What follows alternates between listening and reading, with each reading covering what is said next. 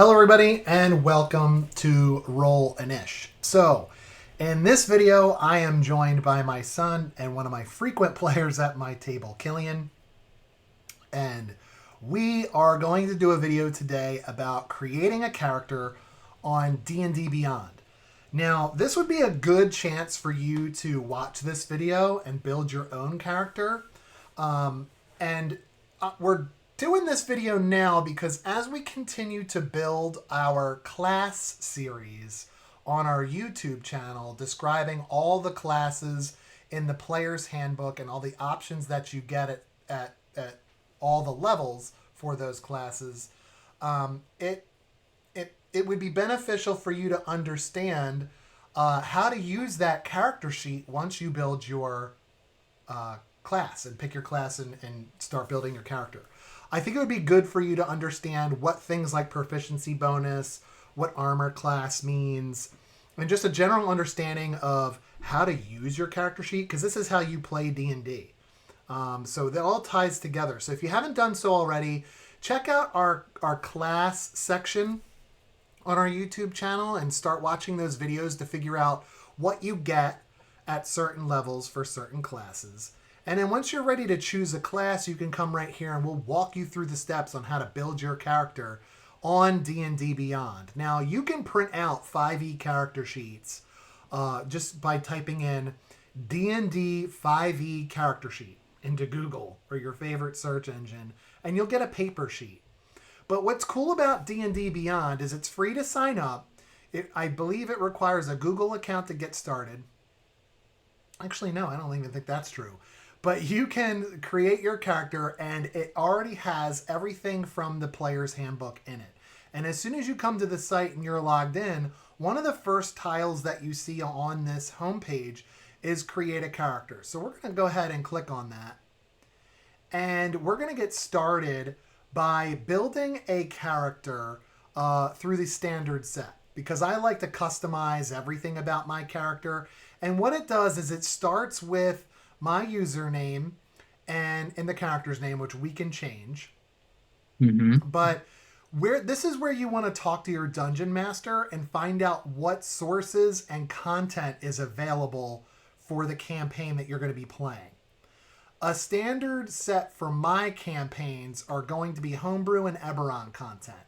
And the reason I do that is because I do not yet own Dragonlance and Planescape books.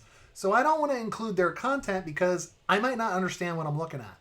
But what I do in third-party content, I do have Critical Role stuff, so I'm obviously going to use that. But work with your dungeon master or game master as to what resources and content should be optimized for your campaign, and it's going to input all the options for those things into your D&D Beyond for you to choose from as we work through this. Some of the other things I like with optional features is optional class features and customize origin. Based on, both myself and Killian, as we're both DMs, we both like milestone advancement types. Although all the events and special things that you do in the game can give you XP, and dungeon masters like to do it that way too. They might just add up your XP and determine, you've got enough now to level up. I like to do more of a cinematic approach where, certain things happen within the game. That's when you would level up, like killing a dragon. Okay, the party just did a big thing, right? So let's all level up. So I'm going to go with that feature. Again, you want to check with your DM on this kind of stuff. Fixed hit points is every time that you level up, it automatically calculates your HP. I like to do it old school by rolling dice, so I'm going to choose manual. Good grief.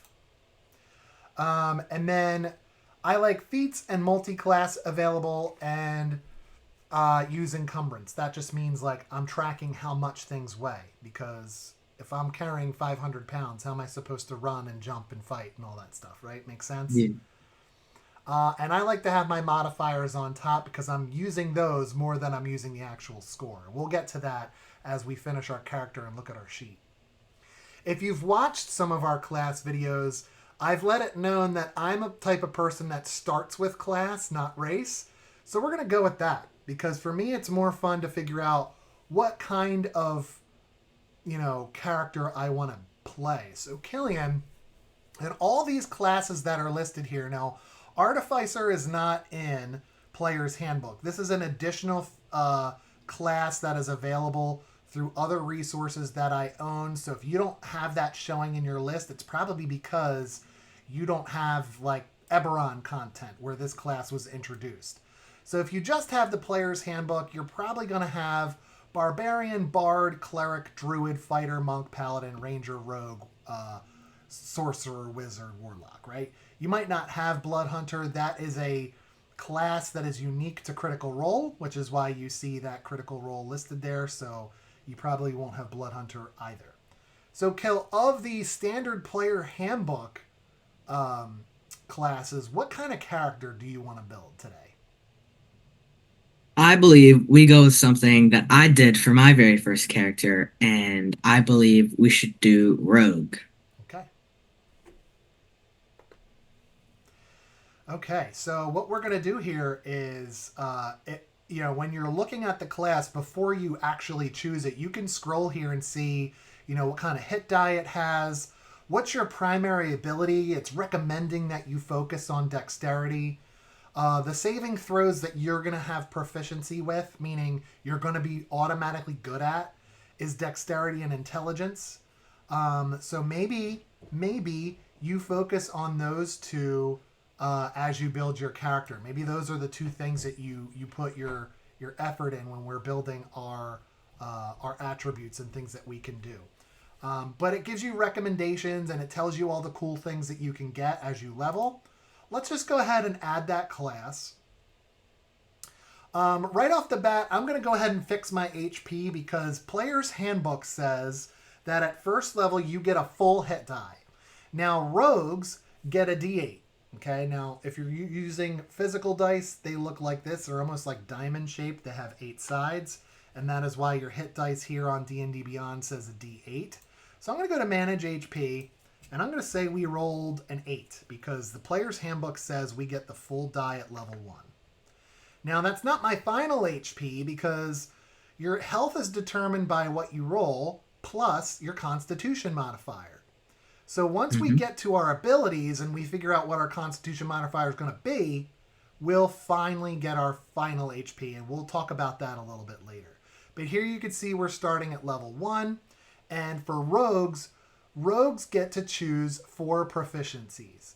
Before we choose them, though, all rogues, and this is also listed under the class features section in your player's handbook for rogue, all rogues are going to have proficiency, meaning you can use it, with light armor, simple weapons, hand crossbows, long swords, rapier, and short swords. But let's say I wanted to use a great axe. Now, great axe is not listed here. It is a martial weapon, and I don't have martial weapons listed. I have simple weapons. Simple weapons are things like a sickle, a dagger, things like that.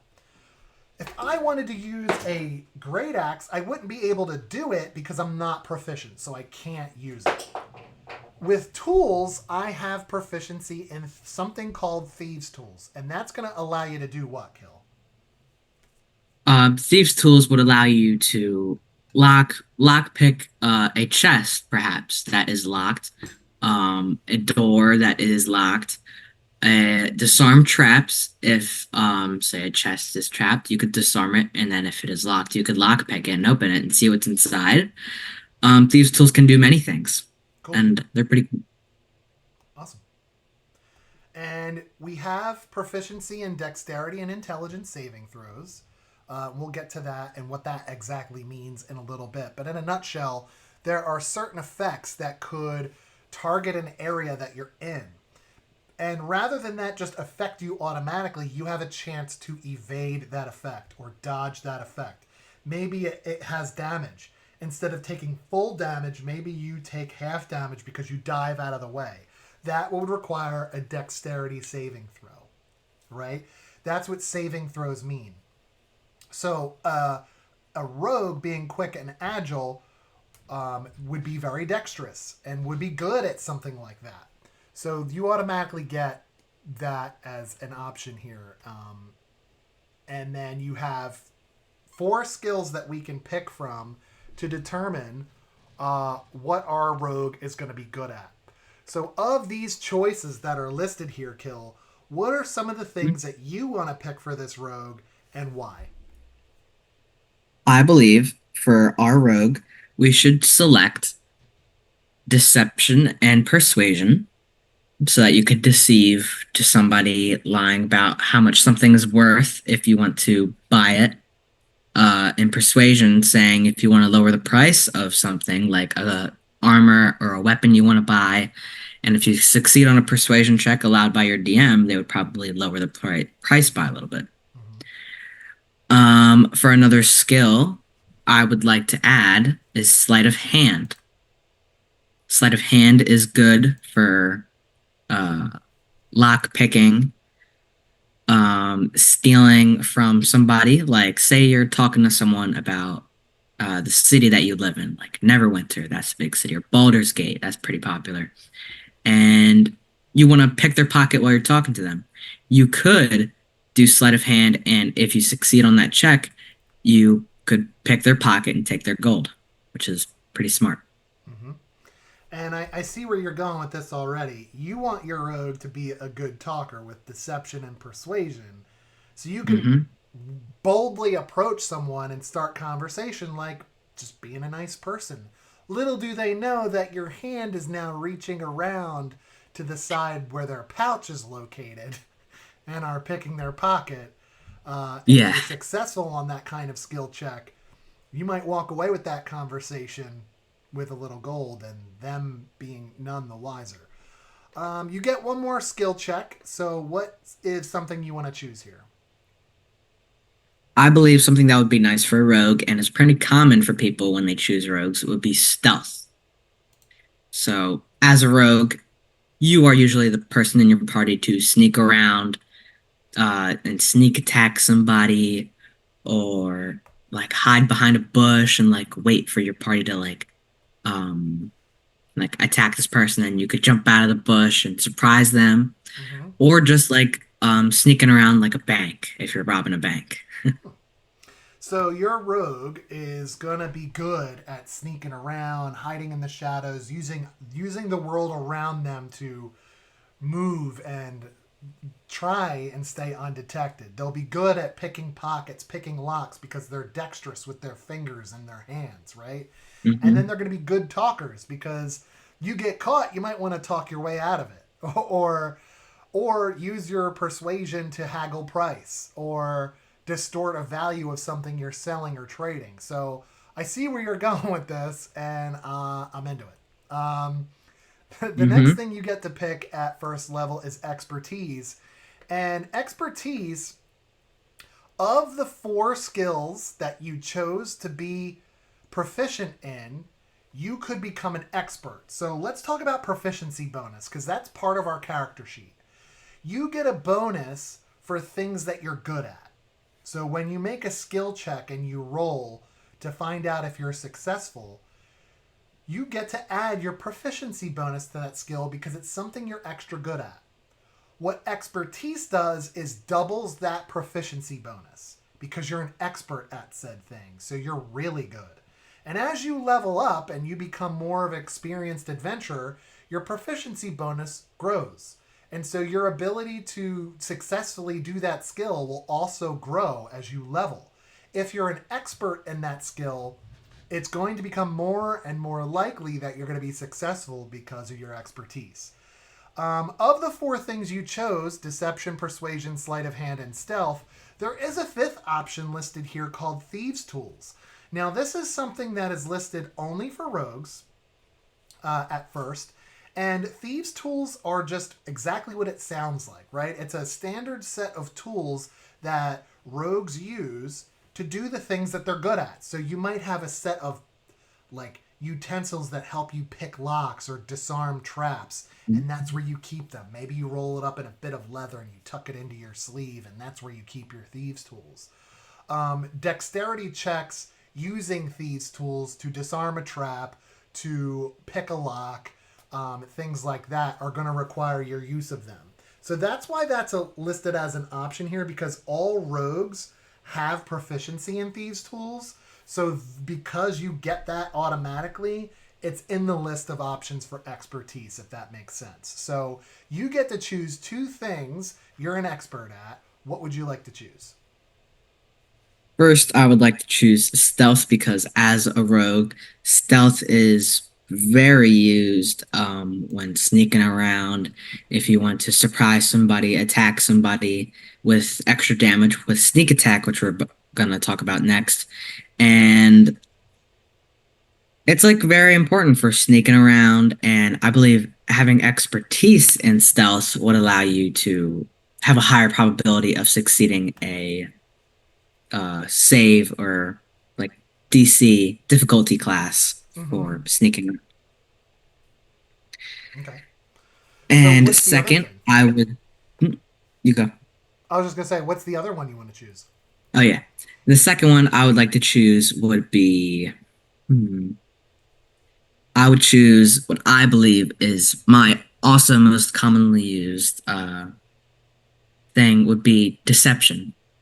Lying is very commonly used in D&D when talking to a guard, one of your own party members, or lying your way into getting into a guild, or lying your way into getting a job, or lying about like an item saying it's magical and really it's not, so you can get more money. Hmm. Okay. So you want your thief, you want your rogue to be a good liar, but also good at sneaking around. So in case you get hmm caught, you can lie your way out of it. I see where you're going with this. Now, moving down the list, you see that at first level, all rogues get sneak attack. Now, sneak attack is a feature that you get, and we're going to cover this when we do our rogue video for the class section of our YouTube channel, which we haven't gotten to rogue yet, but we will. Um, Sneak attack is extra damage, but there are a certain parameters that you need to meet in order to get this extra damage. And the first one is to have advantage on the attack roll, right? You get an extra d6 to one creature you hit with an attack if you have advantage on the attack roll. So that begs the question, how do I get advantage on the attack roll? Well, one of the ways you hmm could do it, Killian, is with your stealth.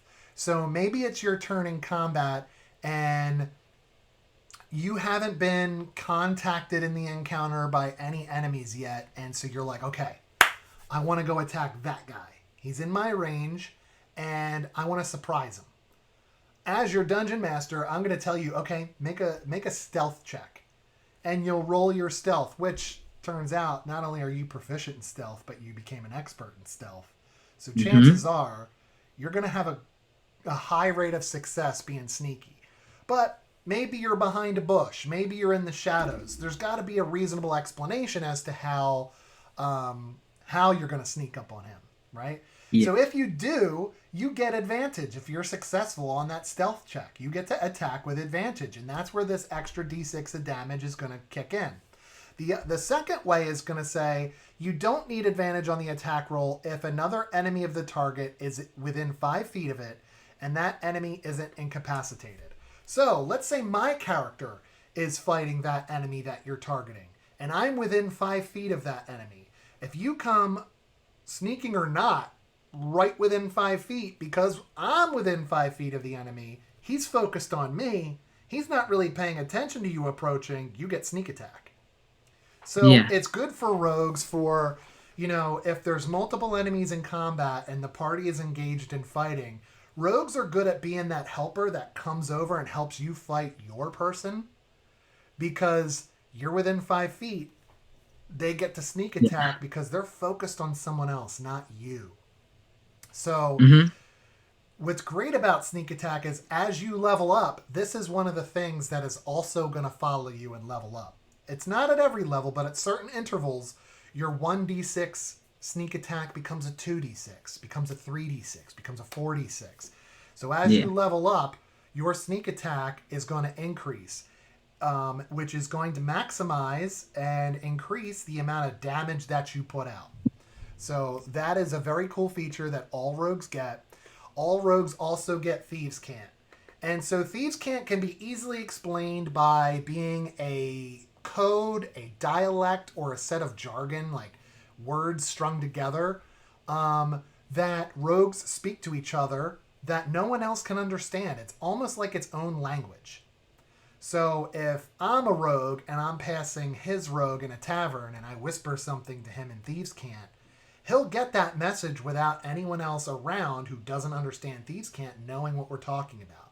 I might say, I'm going to pick the bouncer's pocket on the way out. So he knows not to do that because he's going to come out empty-handed, right? So I might say that to him in Thieves' Cant, and then I make my way out and I start talking to the bouncer, and maybe I pick his pocket. That's just going to give him an opportunity to understand a direction that no one else can really understand. Maybe it's graffiti on a wall that says that this is certain Thieves Guild territory. And so if I'm new to the city, I might go, all right, I can't rob that because some other group is claiming this and I don't want to start any trouble, right? Thieves' Cant is just another language used by rogues that other people don't get.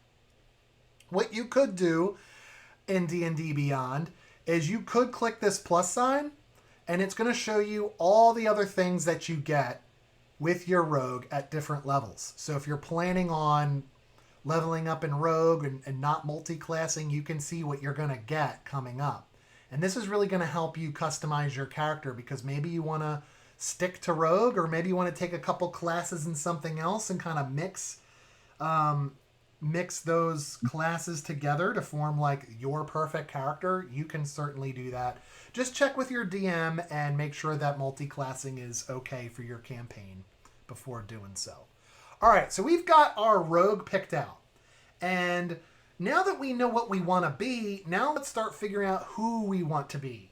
And so this is when I like to go back a step and go to race and choose a race. Now, I'm going to have way more options than somebody new to D&D Beyond, because I own several of the books digitally through D&D Beyond. And as you buy a book digitally through D&D Beyond, you get all those options built in, especially for the character creation section. So I'm going to have a ton more things than somebody watching this video might only have what's available in the player's handbook. And that's fine.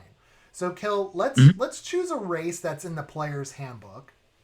And of the things that are in the player's handbook, such as elf, half-elf, dragonborn, tiefling, dwarf, halfling, human, what is something, half-orcs, I mean, what is something you would like your rogue to be racially or lineage-wise? There are many different races that you could pick for rogue, and I believe almost all these races are good for rogue, such as dwarf, halfling, human, elf. Like almost anything could be stealthy and quick and agile. But for my first character, this race instantly caught my eye and made me want to explore the possibilities of what could I do as this race and as a rogue. And I chose, out of all the races, I chose Dragonborn. Awesome. Now, as you see, if you start buying these books digitally and you get these options listed, there are so many awesome races that have their own pros and cons. Some are good at being dexterous. Some are better at being strong. Some are better at being constitution so they can take a hit, right? Like dwarves are known for being tough. So naturally they get a buff to constitution. So these races do tie in. And if you're sitting there thinking like, hey, do certain races go well with certain classes? The answer is yes. But do you have to do that? No. In fact, I got a player at one of my tables who likes to take a race and a class that don't go together, and he will make them because it is a challenge. And that is totally fine. But you're going to go Dragonborn. Now, again, I have subclasses and subraces available to me that are available to me because I own certain books. But right off the bat through the player's handbook, you're going to have this option. And as we choose this race, the first thing that we come across that we have to also choose is a draconic ancestry. Now, this is going to tell you what color is your dragon, based on what color your dragon is, what kind of breath weapon are you going to get? Right? Because in this game, all dragons have a breath weapon. Some of them breathe acid, lightning, fire, poison, frost, or cold. And as we go deeper into the books, you get even more dragon options with even scarier breath weapons. Your dragonborn is like, you have dragon blood somewhere in your lineage, and through your DNA, you get a breath weapon. Now, it's not going to be as powerful as a full-grown dragon, but it's going to be an Yeah. option to get a enemy that's close by spitting at them with something. So, Kill, based on the damage output you want, what kind of dragonborn do you want to play? The type of Dragonborn that I would like to play, hmm, all these are very good, and each have a breath weapon. Some are different, with some having a 15-foot cone and some having a long line of their breath weapon. But I believe I should stick to what I did for my first ever character, and I should do a black Dragonborn that can spit acid, Yes, which and I with believe yeah, is awesome. yeah, and with this, it's a line, right? The Mhm. spit can go as far as 30 feet and 5 foot wide. And so when you're using maps and battle maps in combat for D&D, the space in which somebody is standing is a 5 foot area, right? So this is going to get anybody in a 30-foot line. If there's any creatures in that 30-foot line, you're not just going to get the one person, you're going to get anybody in that line. So he's Mhm. choosing to spit that line with acid by choosing a black dragon. And we'll look at his breath weapon and the damage output here. So when he wants to use his breath weapon, whoever he is attacking has an opportunity to try and evade that attack. That is going to make up a DC, or a difficulty class. And that means that's if I want to avoid his breath weapon, I'm going to grab a D20. I need to roll my D20 and add my dexterity modifier to dive out of the way of that acid spit. So that would be a dexterity saving throw on my part. What I have to roll is his difficulty class, which is going to be 8 plus his constitution modifier plus his proficiency bonus. Whatever that total number is, I have to meet that or roll higher to dodge this acid. But this also means that if I fail, I'm going to take the full blast. If I am successful in dodging it, I'm not going to take the whole damage. I'm going to take half of whatever he rolls. So if he rolls 6 damage, I'm going to take 3 if I'm successful. But if I fail Mhm. my saving throw, I'm going to take all 6 if he rolls a 6. Does that make sense? So we'll get more into this a little bit later, but Dragonborns have breath weapons. This one's going to spit acid. And because he's an acid-based dragon, that means he has resistance to acid damage because he's used to being around it. So it's not going to hurt him the way it might hurt somebody else. If this rogue Mhm. is subjected to 10 acid damage, he's only going to take 5 acid damage because he's resistant to it. He takes half the damage. So based on what you spit is what you're going to be resistant to upon taking that type of damage as well. So that's what he did.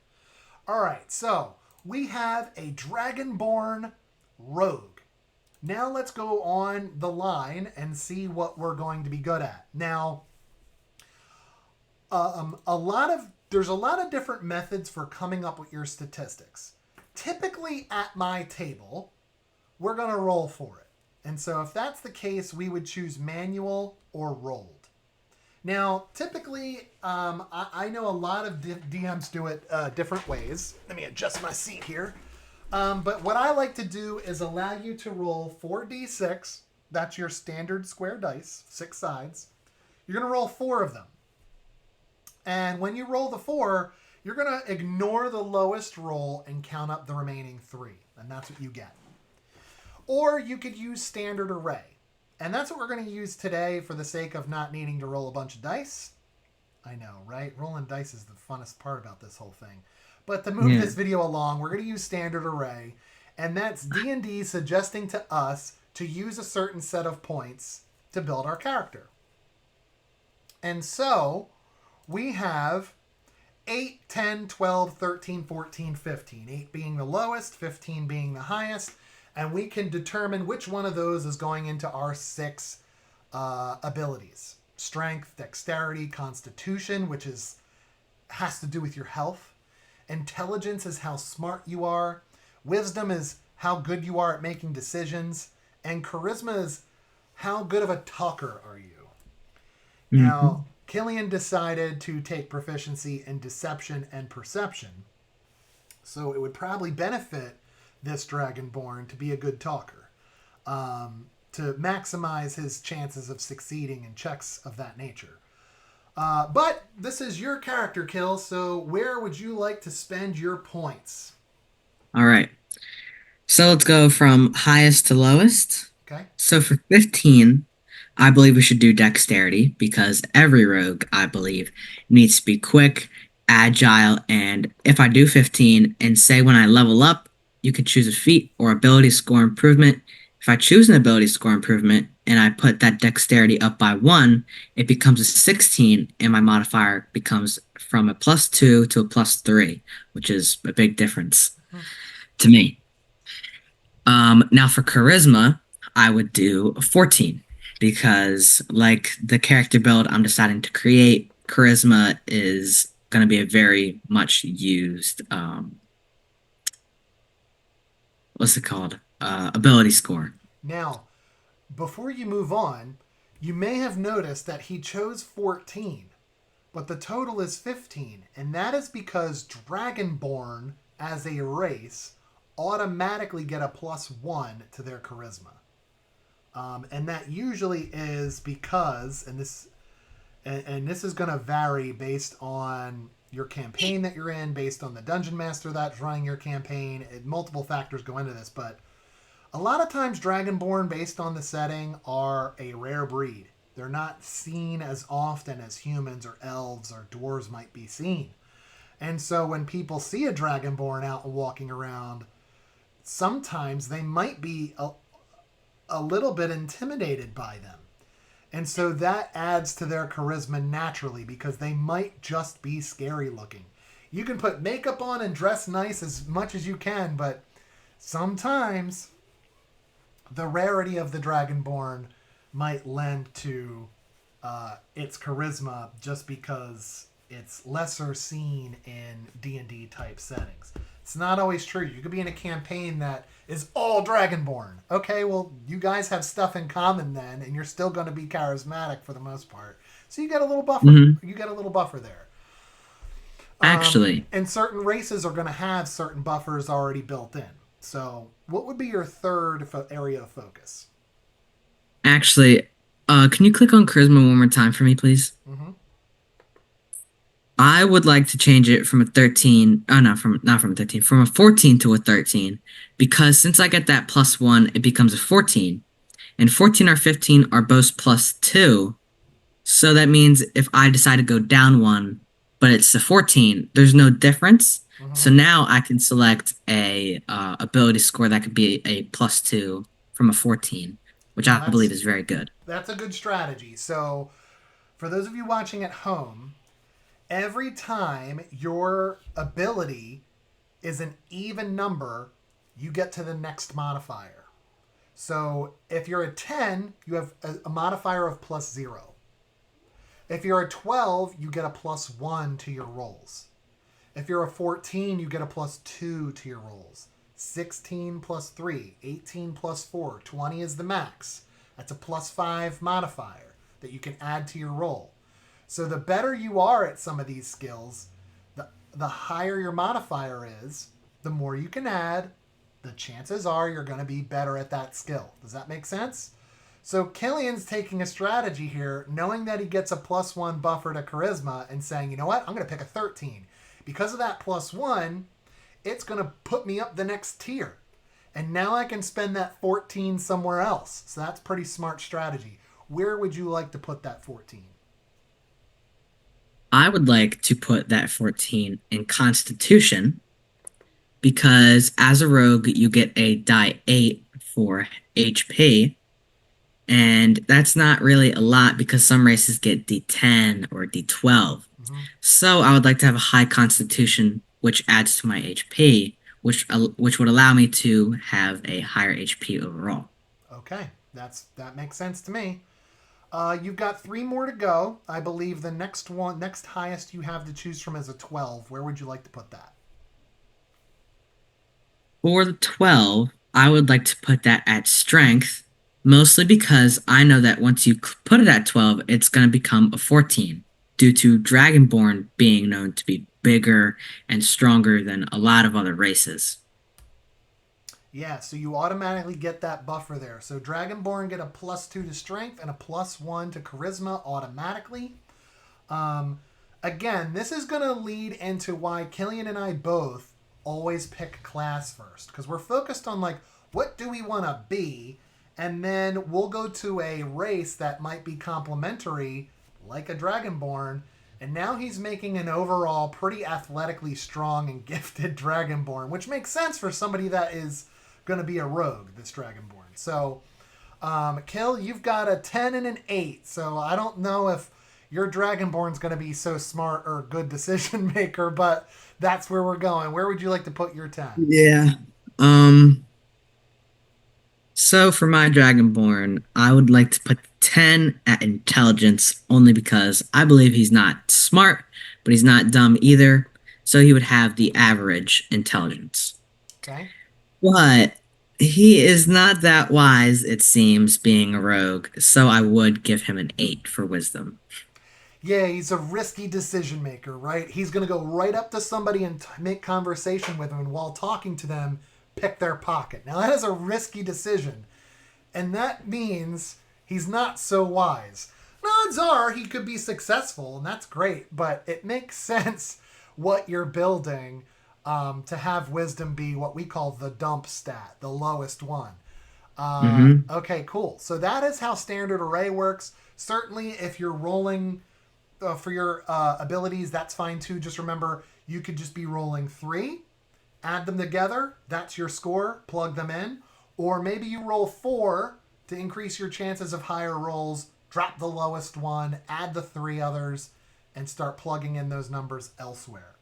That is fine. Just check with your DM, your game master, and find out how they want to roll abilities.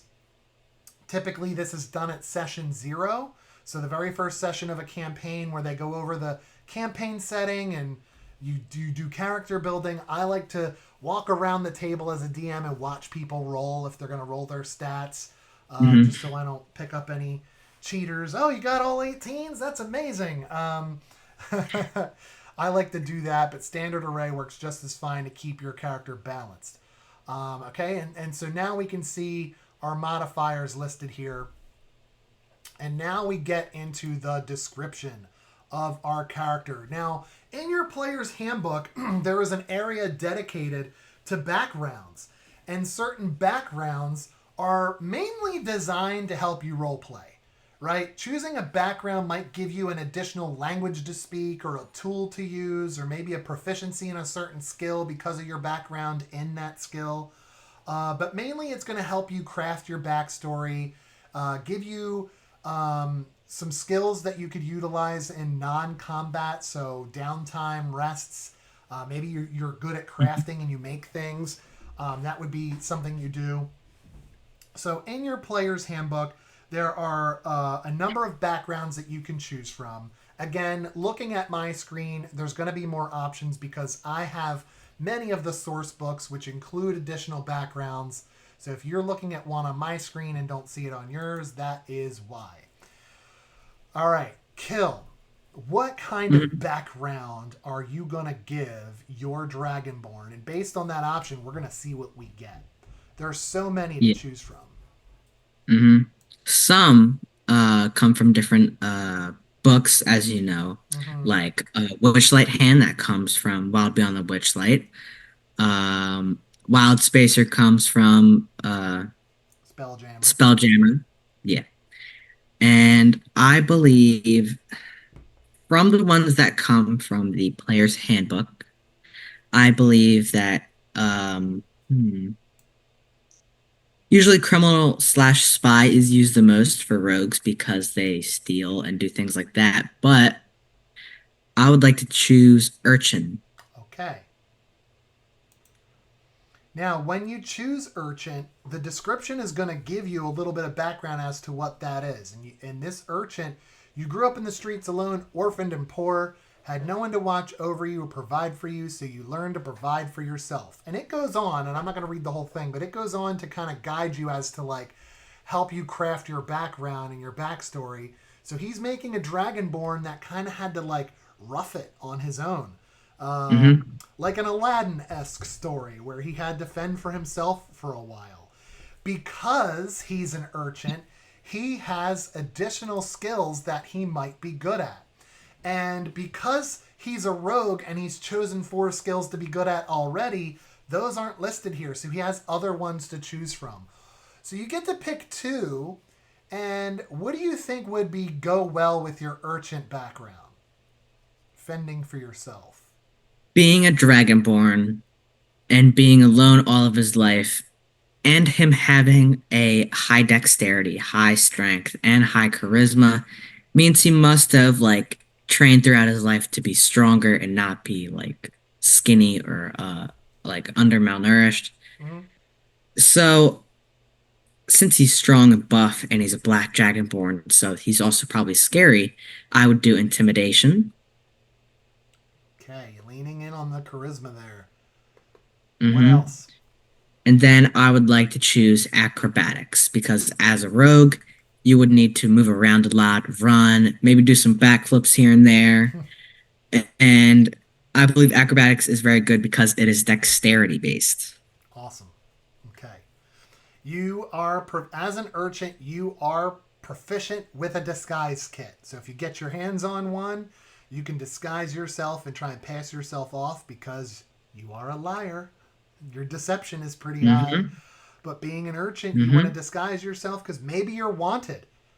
maybe maybe you're wanted where you're living and you got to use disguises to get around in your everyday to day. Who knows? But you automatically get that. Yeah. But you also get a choose a tool or instrument that you're also good at, and this will really help craft what you do on your downtime. So what are some things that you would like to choose here? Like you, alchemist, maybe you're a potion brewer. Um, Calligrapher, maybe you have really good handwriting and you can forge letters. Um, yeah, there's all kinds of things. Cooks, utensils, maybe you have a dice set that you're really good with. There's musical instruments listed here. Maybe he was a mason. Maybe he was a tinkerer. What do you think you would like to give? What kind of tool would you like to give your um, Dragonborn a proficiency in? I believe as a dragonborn growing up, being alone and orphaned, he probably would have been to an orphanage or to a bar or tavern a lot as a kid. But since he's so high on charisma, I believe he would have gambled in his young age, so I would give him a dice set. Okay. So maybe you role play that in situations where you get yourself in hot water or you find a casino or somewhere and you're really good with dice and maybe you cheat. You pull out a dice that you know is going to work and you use your sleight of hand to Mhm. roll that. Like there's so many ways to craft these things into your game. One of the features you get as an urchin is called City Secrets. You know secret patterns and flow to cities and can find passages through the urban sprawl that others might miss. Maybe that back alley leads somewhere. Secret passageways. You know where they are because you've used them before. Those are some of the things that you're going to be able to get that you and your DM can work with together on doing. And at this point, we get to the suggested characteristics. Now, what's cool is you could pick whatever you want, like personality traits for the urchin background. Again, this is going to help you craft your backstory and how your dragonborn acts around other people. You choose 2. Now you can just pick whatever you want, or if you want to do it random, you can do what it suggests. You can take a D8 and roll. So, for example, if I grab my D8 and I roll and it's a 2, Maybe the one I chose is I ask a lot of questions because that's number 2 and that's what I rolled. But it's not my character, it's yours. What would you like to do with this? I would like to do it the fun way, and I would like to roll a d8 and see what I get. Go for it. All right, for the first one, 7. I don't like to bathe. You are a smelly dragonborn. Okay. What else? I already love this. For my second personality trait, I get another 7. You really don't bathe. Okay, let's try that one more time. I get an 8. Okay. I bluntly say what other people are hinting at or hiding. Oh God. Hmm. So if someone Charisma. if I know someone is lying to me, I would straight up say it in their face, You're lying. which is unwise. You're getting like a lore dump, right? Like you're meeting like you're meeting maybe like a high dignitary, and you guys are. He's saying something, right? And everybody in the party's like, I think he might be lying here. You're the one that's going to be like, you're lying, which could get Yeah. us in trouble. But hey, that's going to lean Mm-hmm. into the charismatic side of your Dragonborn's nature. I love it. Those are your two, okay? I don't like to bathe, and I bluntly say what others are hiding. Okay. What is your ideal? You get to pick one, and this one's a D6. I like to roll that, but let me just find my D6 real quick in my hoard of dice. And I got one of my very weird and kind of squishy dice. Mm-hmm. And for my ideal, I got a 6. Aspiration. I'm going to prove that I'm worthy of a better life. Oh, see, for an urchin, I love that. You're not Mm-hmm. just the poor street rat. You're going to make it big. Okay. Yeah, by stealing. Your bond. What you're bonded to, that's another D6. All right. My bond as a Dragonborn rogue is 5. I escaped my life of poverty by robbing an important person, and I'm wanted for it. See, I knew. I called that. You're wanted. Yeah. Okay. And that's why you're good at with a disguise kit. Got it. We are, see, as the DM, I'm thinking Hmm. of ways to incorporate the little things about this character into my story. Okay. Flaws. That's another D6. Finally, for my flaws as this Dragonborn, my flaw is 1. Oh. If I'm outnumbered, I will run away. Okay, so maybe you climb a tree and are out of it. You crest the hill and you see a mercenary army. You're turning and booking it because you're like, nope, Yep. we're outnumbered. I'm out of here. So you're a survivor, man. That's what urchins do. I get it. Hmm. Okay, so those are your characteristics, and that's going to help you create that backstory. There's other things too, and this is we're not going to spend a ton of time on this, but one really could. Figuring out what you look like. So we're going to go into character details, and alignment is going to be how you act. Now, I'm not a stickler for alignment as a DM because I don't think anybody is inherently good or inherently evil. I think our choices shape who we are. But one would also say, well, Matt, that sounds like chaotic neutral. It is, and probably why I play a lot of chaotic neutral characters. I'm going to do what's best for the moment, and I'm likely going to do what's best for myself or best for my party. That is going to keep me chaotic and lean towards neutral. That's what that means. I would definitely check with your DM before you choose this, because your DM might be like, we're not doing evil characters, because if you're looking for a cohesive party, a party that's going to gel and stick together, maybe you're either all evil or you're all good or you're all neutral. Check with your DM. I'm not a stickler, but it needs to make sense to me without creating drama at the table. Kel, what kind of alignment is this urchin dragonborn rogue going to have? I believe that this Urchin Dragonborn would be true neutral. Straight up, I'm going to do what I think is best. And there's a description here in D&D Beyond. It's the alignment of those who prefer to steer clear of moral questions and don't take sides. doing what seems best at the time. That's a lot of what my characters are as well. I kind of feel like whatever But warrants the need at the moment, right? yeah, but even though it says doing what seems best at the time, I'm not really wise, so I do what is not really great at that time. That is also true. So this is going to get interesting for your character. Hmm. Faith is where you would typically list the deity for your character if they have one. That all depends on the pantheon that your campaign is using. So is your rogue going to follow a certain deity, or is that something that's not really important to him or her? I believe my character would have a little bit of faith Mm-hmm. and he would follow. Hmm, he's a chromatic dragonborn, but he's not evil, so he wouldn't do a demon or a devil. But I believe there's a god by the name of Timora, who is the god of good luck and faith. So he believes in her, giving him good luck in pickpocketing someone or staying alive as a young kid, so he follows her. And through his good fortune along his ways, he's been able to work himself out of poverty. Okay, I get you. I get you.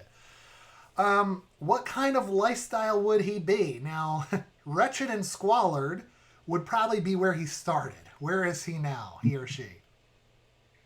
Where is he now? I believe he must have robbed someone rich in some city, but I believe he hasn't made it big yet, so I believe he would be either modest or comfortable. But robbing someone important, being a rogue, usually robbing a lot, I believe he'd be comfortable because he's used to robbing people. He would have enough gold by now, and he would have enough money to afford a nice place in a tavern or an inn, but not something too fancy.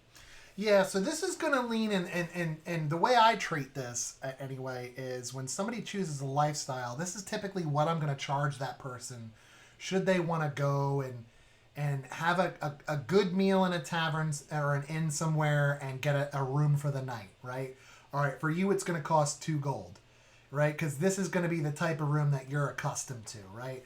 Anytime we go into like a small cottage or a middle class neighborhood, you want to get a private room in a fine inn. Maybe you don't want to share a room with somebody else.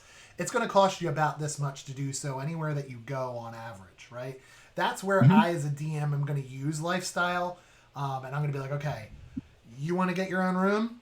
It's going to cost you 2 gold. And I'll throw in a meal, right? Something to that nature. That's Mhm. all that means. It's just how much is you're going to, Dragonborn, typically going to spend in a day on themselves to be comfortable the way that they like living their life, right? And that doesn't always come into play, but that's typically how myself as a dungeon master will do that. Physical characteristics is where you're going to fill in what your dragonborn looks like with hair, skin, eyes, height, weight, age, and gender. So, what does your dragonborn look like? Dragonborns usually do not have hair. I believe they don't have hair at all. So I'm just gonna put none for hair Okay, because they full have scaly hair. scales and like Mm-hmm. fins on their ears, so it kind of covers it instead. So yeah, he would have black scales for skin. Mm-hmm. His eyes, I would believe, would be like green, like acid or poison, like saying the type of breath weapon he used. Mm-hmm. So that would look pretty cool. Height, I would give him. Dragonborns are usually pretty tall, but I would make him a younger kind of dragonborn. So for now, I'll keep him at like 6 foot. Mm. Okay. And for weight, he is pretty strong. Mm-hmm. So I would give him like 180 pounds Okay. of like muscle, like lean muscle. 180 pounds is a tall, lean muscled black dragonborn. Slender, could still stay in the shadows. He's not husky, so Mhm. he's not going to stick I out. would, yeah, I would imagine he's the type of dragonborn that would not be crouched down and hiding like that. He'd be like in the shadows, like, and then come out all of a sudden, like Yeah. he like matched with them. All right. How old is this dragonborn? Dragonborns, I believe, live as long as humans, But being an urchin, he wouldn't be an adult yet. I believe he would be maybe 17, 18, not like in his 20s or 30s yet when he's like an experienced fighter or rogue or stealer. He's still in his young years. And just confirming the pronouns for your Dragonborn, it seems like we're he, him, Hmm. so we're going to go with male. Whoops. Personal characteristics, this is what we chose up top. They filtered down here so you could see his 2 personality traits, his ideals, bonds, and flaws. And then this is where the notes section is where you get creative with your backstory.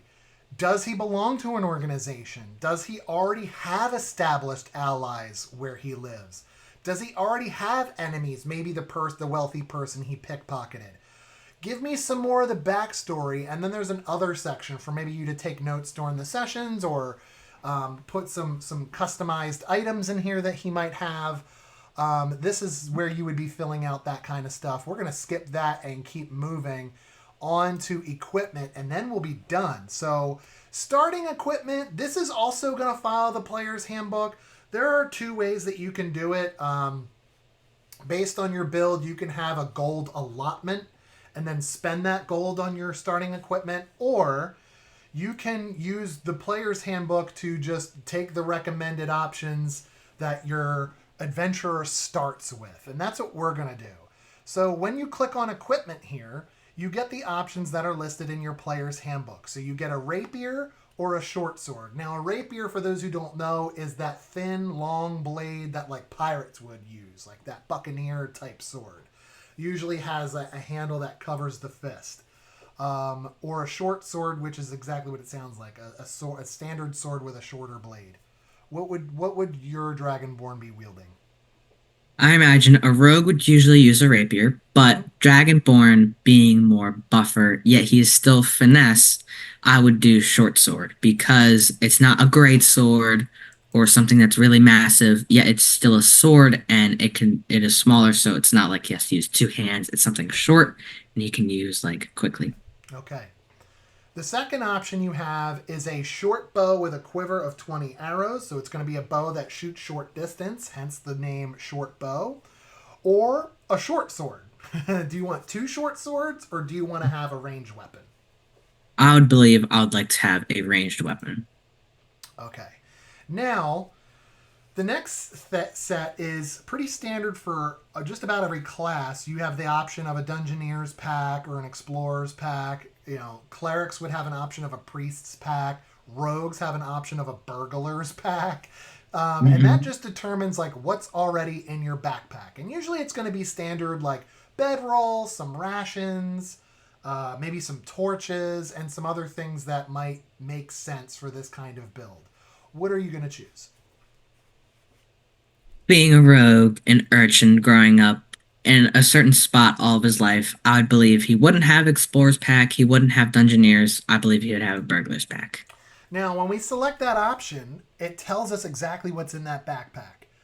A bag of 1,000 ball bearings. That's exactly what it sounds like. It's a bunch of tiny little metal balls, and if he dumps that bag out into a room, it's going to go whoosh, like a bunch of marbles, and whoever is chasing him might Home Alone style slip on the balls and fall flat on their back, allowing him an escape. So that's pretty smart. 10 feet of string, a bell. So maybe you use that string and a bell and you tie it to a door, so if somebody's following you and they open the door, the bell rings and you can hear them. That's a good way to role play that. 5 candles, a crowbar, a hammer, because you're breaking into stuff. 10 pythons, those are like pick, so you can scale walls if you need to. A hooded lantern, so like a flashlight. 2 flasks of oil for your lantern, but also you could pour that oil on the ground and light it on fire. 5 days worth of food rations, a tinder box for building a fire, and a water skin to drink out of. The pack also has 50 feet of hempen rope strapped to the side of it. So you've got rope should you need to scale up or down something. So that makes total sense being in a burglar's backpack. Makes sense for our rogue. And then it goes on to show you what else you get. Rogues are going to use leather armor, already has 2 daggers and a set of thieves' tools. Because you chose Urchin, you get more stuff. You get a small knife, a map of the city you grew up in, a pet mouse. I kind of That's like awesome. that. I like that. I did not know I get a I pet did mouse. not know that either. A token to remember your parents by. Aw. A set of common clothes and a pouch of 10 gold. Just to get you started. To get all these things added onto your character sheet, you got to hit this red button, add starting equipment. Now, when you do, all this equipment shows. But you have to wield these things in order for them to really appear in your character sheet to know what they do in combat. So, what we're going to do is we're going to use our backpack, right? So our character has his backpack on. He's carrying 70 pounds of weight. You can see that right here. The arrows will stay in the quiver. You don't really need to equip that. But we're going to equip... You could equip both daggers. I only usually wield one because I only need to wield one to see what it does. I just know I have 2. That's going to minimize how many times it lists on my character sheet. I'll explain that in a second. I'm going to wield my armor. So I am wearing it and now I'm protected. So my armor class should reflect this. I'm going to wield my short bow and short sword so I know what kind of damage output I'm doing. So now that we're done, the what's next category will allow you to export your character sheet as a PDF, which I will do. And if I click to download that and take a look at it on my laptop, this is what your character sheet's going to look like, and then allow you to print it out and have it handy at the table, which is what a lot of my players like. They like to have a physical sheet that they can write notes on each session. You can print that out. But if I go back to D&D Beyond, I can click on this digital sheet and have this digital character sheet right here for me, and it has all the things on it that we had. So right up top, we see our 6 standard skills: strength, dexterity, constitution, intelligence, wisdom, and charisma. And you can see the scores that Killian came up with when he was choosing his standard array. And based on those scores, what the modifier is for those rolls. Now, what's great about D&D Beyond is it automatically adds these modifiers into the skills. And you can see all the skills listed in alphabetical order on the sheet, starting with acrobatics, going all the way down to survival. And based on what skill, like acrobatics is a dexterity skill. So right off the bat, his modifier is a +2. However, because he's proficient, he gets to add his proficiency bonus. So the 2 for dexterity plus the 2 proficiency bonus means he gets a +4 to his acrobatics. Okay? That's what that means. That's what proficiency bonus means. As he levels up, his proficiency level may grow. So if he gets to a certain level where his proficiency bonus is a 3 plus his dexterity of 2 would be a +5. That is how his skills will grow. And that makes sense, right? Because naturally, as he levels up, he becomes a more experienced rogue. He would get better at some of this stuff. Make sense? So that's how these numbers are factored in. The ones he's proficient with are covered with this black dot, so you know that his proficiency bonus is there. The ones in which he is proficient and also an expert will have a little circle around the black dot, and if I scroll my mouse over, it'll say expertise. So, deception is a charisma skill. So his modifier is a +6. That's because charisma, +2, plus proficiency bonus, +2 is 4. The proficiency bonus is doubled because he's an expert. 4 + 2 is 6. That is why it is a +6. So that is how your skills are determined. Your saving throws, each one of your skills has its own saving throw, and that's based on you trying to avoid an effect on you. So if he needs to make a strength saving throw, he'll add 2 to his roll. He's proficient in dexterity and intelligence saving throws, right? The black dot. That is why his are a little bit higher, because 2 + 2 is 4 for dexterity. Or his intelligence is a 0 modifier. Well, +2 for proficiency gives him that +2. He's got a -1 to his wisdom because his modifier is a -1 because his skill is an 8. Once you get below 10, every odd number you hit starts a new negative modifier. Just like any even number you hit above 0 or above 10 is a positive modifier. So he would make his wisdom saving throw by rolling a d20. I rolled a 9 -1. My saving throw score is an 8. That's probably not good enough, depending on what we're doing. But that's how your skills determine your saving throws and your skill checks. Okay? Mhm. What's cool about D&D Beyond is you don't need to even own dice. So if I say, Killian, I need you to make an acrobatics check as you leap from one roof to another, he could go over here to his modifier and click it. And D&D Beyond is going to roll that natural 1 plus the modifier 4. His total score is a 5. Odds are with a 5, he slips on a tile as he goes to jump, and he falls between the two buildings. Something like that. Yep. So we use the skill checks to determine the thing you're trying to do, whether or not you're successful at it. Maybe it's he's talking to somebody and he wants to pick that person's pocket without them knowing. I'm going to say, all right, I need you to make a sleight of hand check as you try to pick this person's pocket. First of all, do they notice? If I click the skill, it will automatically add his bonus for a total of 13. Well, if the difficulty class I set as the Dungeon Master was a 10, and he rolls a 13, he's successful, I might say, yeah, while you're talking to him, he's very interested in what you have to say, and he's even thinking about what you're saying in such a way that he doesn't realize that your hand is in his pouch taking out 5 gold. And he's like, wow, you don't say. And you're like, yeah, that's right. Right? That is how your skill checks work. So, Kill, let's talk a little bit about damage.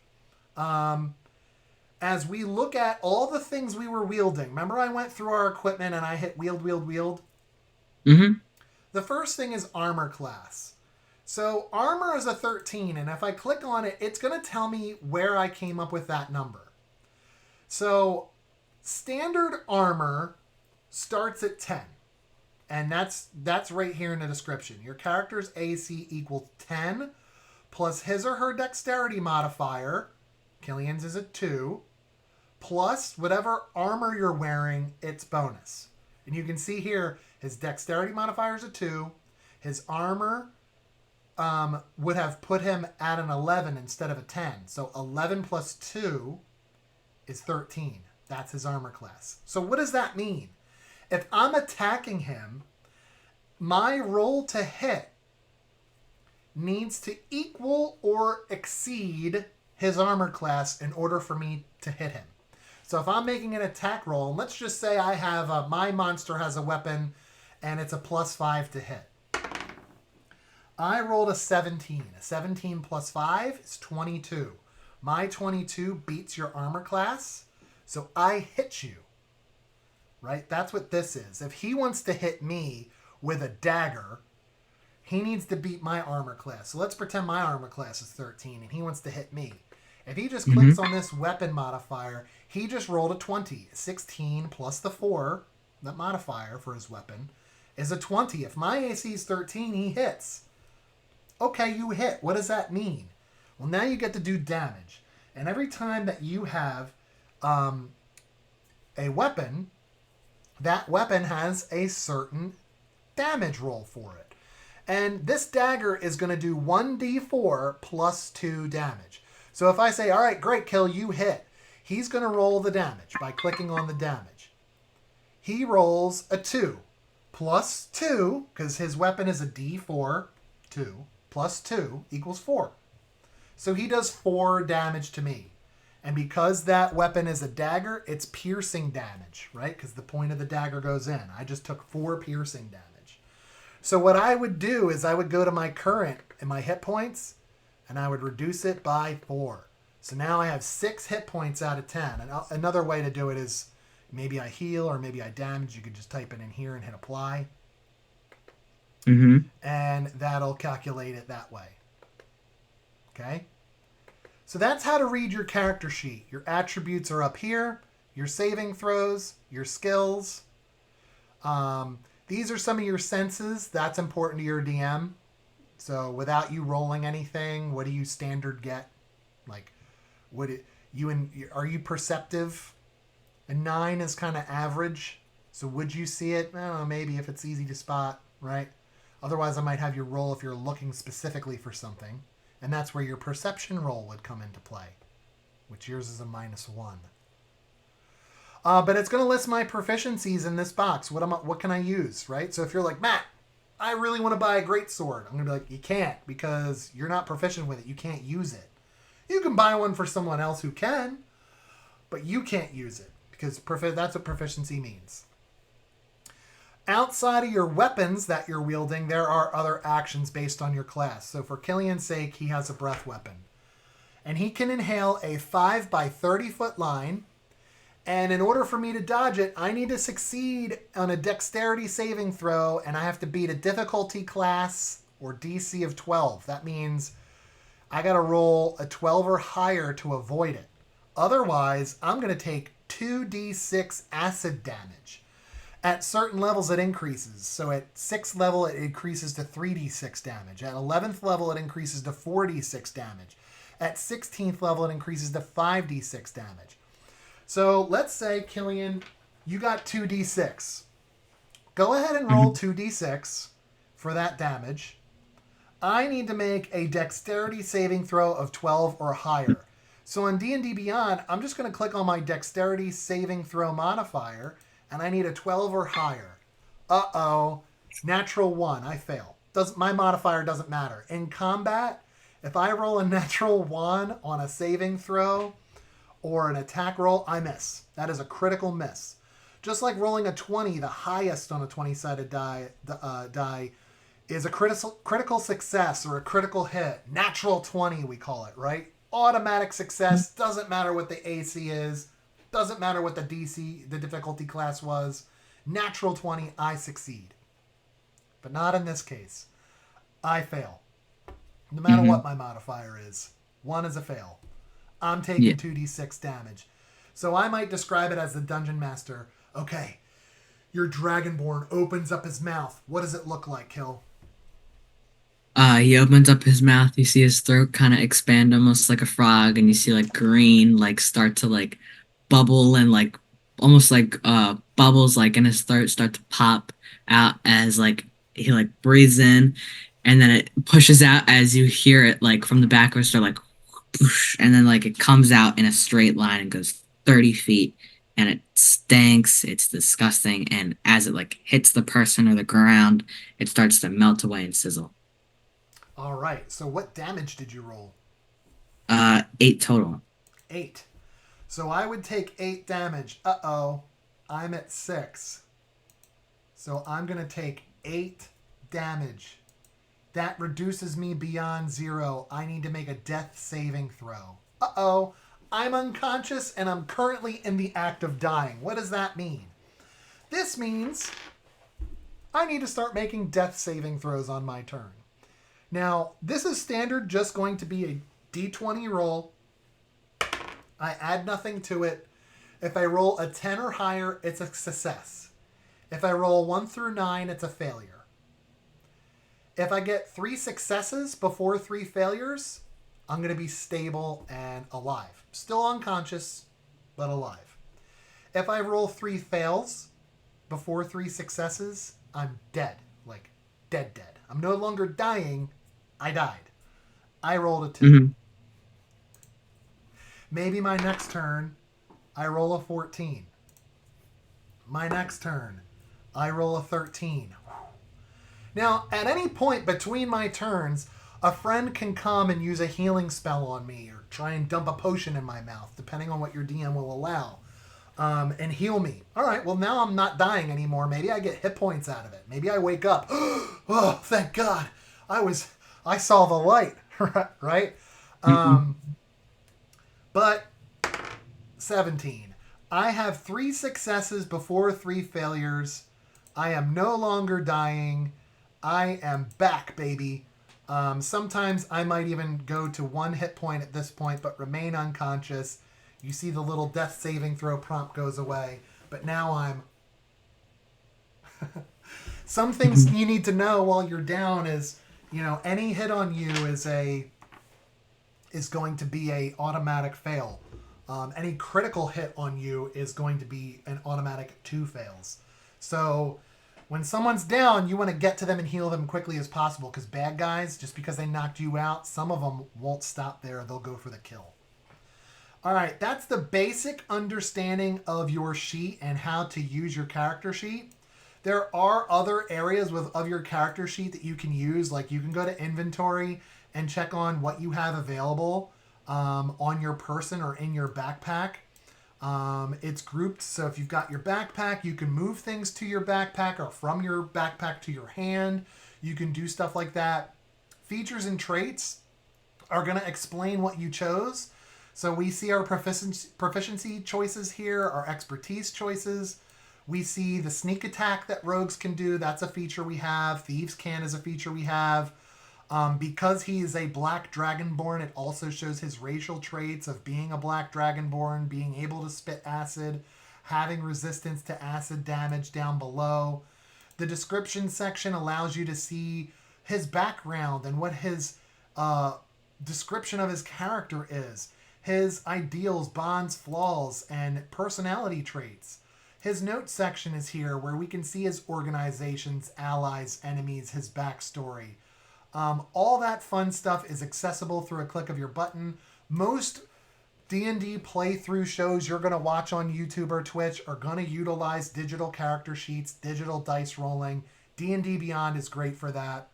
To get back to our character build on dndbeyond.com, I'm going to go back to this little anvil because there's one more thing we haven't done, Kill.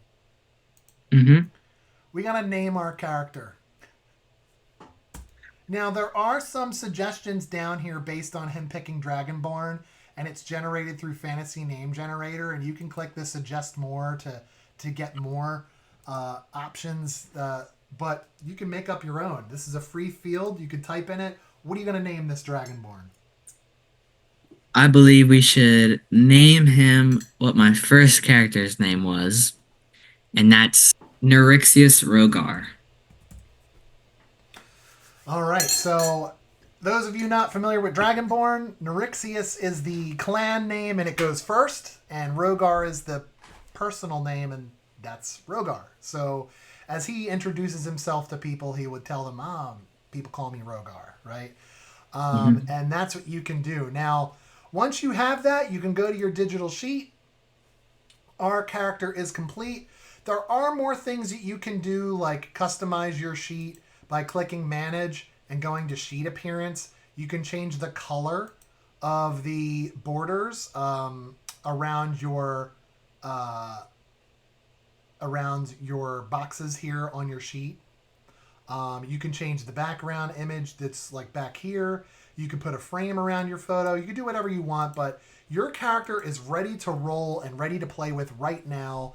That is how you build a character. Kill, it took us a little over an hour to really talk everyone through building a character from scratch and what everything is and how it means. It's a pretty lengthy video.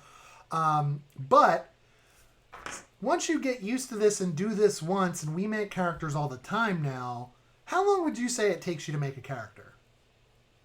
Well, if you don't want to go into detail and you want to do a character quickly and you already have an idea, I could say it takes you 10 to 20 minutes if you want to get down the right equipment and your right characteristics on your character, and if you want to write a quick backstory. But if you want to create that character on the spot the moment you click create a character on D&D Beyond, it could take you up to an hour or two if you want to be super detailed, you want to write your own backstory from scratch, and you want it to be perfect and long. And if you even change your mind, like midway through making a character, which I've done before, and you stop making a character, and then you either delete that character or you go all the way back and you restart and you start making another character. Yeah, you can do that.